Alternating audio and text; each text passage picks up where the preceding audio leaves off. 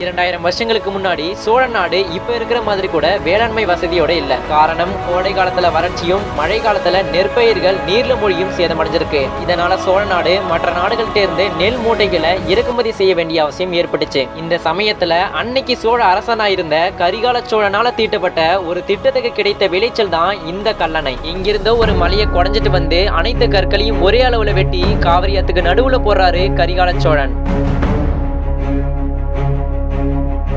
இந்த அனைத்து பாறைகளும் தண்ணீர் அடிச்சுட்டு வந்து ஒரு குறிப்பிட்ட இடத்துல மண்ணுல புதையும்னு திட்டம் தீட்டி போடப்படுது. அதன்படி அந்த அனைத்து பாறைகளும் அதே இடத்துல மண்ணுல புதையுது. இந்த சமயத்துல கரிகால சோழன் செஞ்ச ஒரு செயல் தான் இன்னைக்கு வரைக்கும் கல்லணை உறுதியோட இருக்கிறதுக்கு காரணமாவே இருக்கு. அங்க போடப்பட்ட பாறைகளையும் ஏற்கனவே அங்க மண்ணோட மண்ணா உறுதியா புதைஞ்சிருந்த பாறைகளையும் களிமண்ணால் ஆன ஒரு பசையால ஒட்டுறாரு கரிகால சோழன். இன்னைக்கு வரைக்கும் இந்த பசையை எப்படி உருவாக்குனாங்கிறத யாராலையுமே கண்டுபிடிக்க முடியல. ஒரு வழியா கல்லணை கட்டப்பட்டு 2 ஆறுகளா வந்து ஒன்னா இணைஞ்ச காவிரி ஆறு மறுபடியும் 4 பகுதிகளா பிரிச்சு விடப்படுது.